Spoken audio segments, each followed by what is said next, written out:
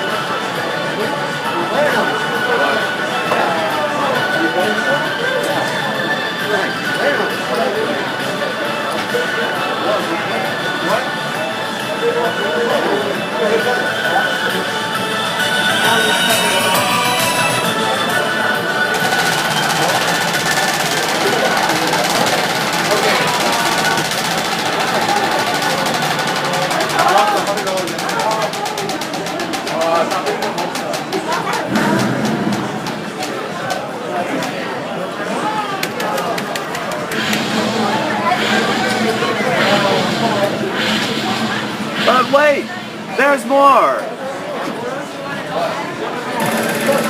This is one of my favorite games other than Wheel of Fortune here in Las Vegas. The Burning Wheel. I once had a burning wheel, I had to go to the doctor.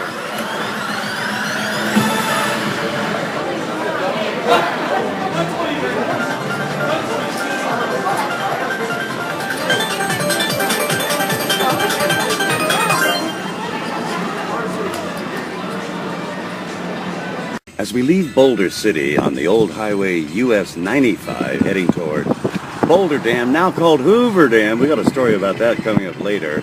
We come out of the old Boulder City, built for the construction of the dam and full of a lot of kitschy knickknacks. As we come down US 93, there's a correction for you. We approach Lake Mead, which of course backs up behind Hoover Dam. As we come into Hoover Dam, we'll be stopping a little bit. They do an inspection for security because this is a military installation. As we come back into Las Vegas, or is it Lost Wages? Hey, but not in my case, you saw the video. As we enter Las Vegas at night, we'll be going on the Strip. You'll notice slightly above here is what looks to be a monorail, and I trust that's probably because it is close. Well, we're coming into the kind of the southern end of the Strip, and of course we have the regulars, the Bellagio, the left, Bally's. Bally's actually was a manufacturer of not only slot machines, but also pinballs. Yes, we're turning now on the Las Vegas Strip. It was party here time New Year's Eve. The Strip was closed. Ooh, look at that. There's the Flamingo. Major street names here in Las Vegas often take the name of a casino. A little straightforward above, we got the Mirage, Caesar's Palace, with a light show, which we can't see because it's not running.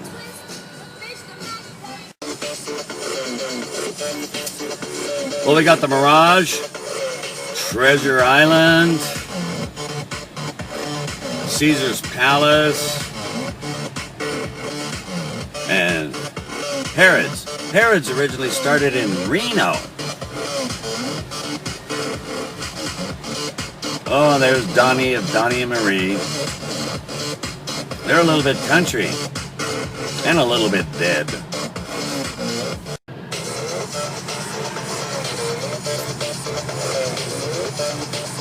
On the left, we got the Mirage, Treasure Island. There's no island. I got news for you slot players. Not much of a treasure, but you know, we found out that's not always the case.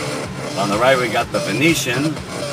I don't know about the blinds, but they're maybe from Venus, or is it Venezia? Straight ahead, you'll see way standing tall as we go underneath one of the pedestrian walkways, which is actually a good idea to use, given that crossing the street takes forever.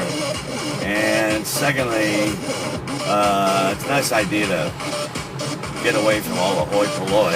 Boy, you talk about your grifters. You know the showgirls that want to come up and have you take their picture? Be ready to deal with money issues. On the left here, we have Neiman Marcus. You know, everybody knows about Neiman Marcus and their $1 million catalog. I think the one they announced this year was for a $500,000 diamond-encrusted COVID mask. On the right, we have the Wynn and Wynn's Encore. Bless his heart, the guy is a multi-millionaire, has one eye, and he bought that famous painting, and of course, what did he do? Shoved his elbow through it. Straight ahead, you'll see the Stratosphere for the outside roller coaster, which I understand has been shut down. I'm making a U-turn, and different kind of a view. Frankly, between you and me and the post, and I'm not sure the post is going to tell, it's a prettier view. See the Paris? Now here's if you see behind that bridge right there, that there's the Aria. I've never heard of it before, but apparently it's the one that's rated as the best in slots. And you'll notice over here we have the fake Eiffel Tower from the Casino Paris. It actually does look like Paris, but nobody speaks French. Well, as luck would have it, and almost always the case as I've found traveling almost everywhere in the world, you don't want to be quite where the action is, partly because, well, you can get to sleep, and you usually can save about 30-40%, as is the case here with the Silver Sevens, about almost 3/4 of a mile east of the Strip. It's priced to move. It's a small casino, and interestingly, they only have one Wheel of Fortune. It is a progressive, unlike some. That's about it. Oh, and they have the electronic lady who will talk to you as you walk by if you want to play poker. Well, like everywhere, and I don't mean like everywhere in Las Vegas, I mean like everywhere in the world, there is no more buffet. And given the prices I've seen recently in Las Vegas, that's actually not such a bad idea. It is sit down, wear your mask, very far separated tables. But you know what? It's okay. Normally I eschew the idea of eating at the same place you stay. You know, it's like kind of taking a dump where you drink. But you know, this turns out to be a pretty damn good meal at the prices move, given there's no buffet. Highly recommended as a sausage. Do avoid the bacon. And their chicken fried steak is southernly delicious. Y'all know what I mean, don't ya?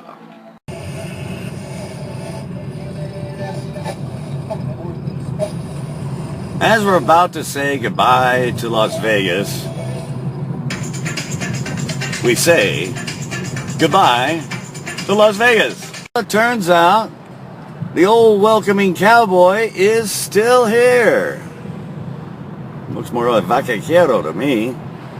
Of course, no visit to Las Vegas would be complete without a visit to Death Valley.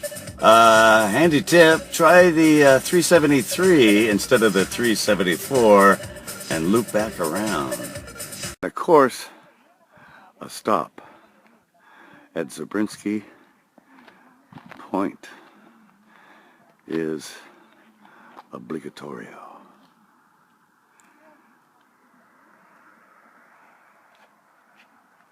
We leave Las Vegas's McCarran Airport. There's a transfer, but do be apprised that you have to know whether it's Terminal 1 or 3. Thus, they're going to ask you for your terminal so you get the shuttle buses. Be apprised that in Las Vegas there are 2 terminals, and of course, with the logic that can only be exceeded by the perturbations of something that I haven't thought of a word for yet, they are labeled Terminals 1 and 3. In the airport, they have these little trams. And you got to go on, even though in the same terminal, we're going from C gates to D gates. As we're coming into Los Angeles, but this time we're not bringing in a couple of keys. And by the way, we're passing over San Dimas for Bill and Ted's Excellent Adventure. But be that as it may, Los Angeles was one of the pronunciations used by one of the studios, normally Warner Brothers, whereas Los Angeles was used by 20th Century Fox. And of course, neither were correct. Turns out in 1953, the Los Angeles City Council voted the pronunciation to be Los Angeles, which actually is not any form of being correct in either language. As long as we're doing the frequent flyer mile reference, notice it used to take about 4 trips to get the 5th one free. Now it's more like, say 13 to 15. And a frequent flyer mile is worth about, say, if you're lucky, 1.5 cents. Here at LAX's bus center, it's kind of been remodeled, and the shuttle now it says instead of parking lot C, you want it to say bus center. We'll be taking the big blue bus, best kept secret on the west side of town. They're not charging the COVID prices. You know, on all my trips, I think I saved $1,000 on taxi fees, and they don't even like it because I go the short distance to Venice. And over here, you'll see they're building the People Mover to get to the Crenshaw and Green lines. Finally, after about 50 years, when they built the airport, the taxis argued against it. Figures.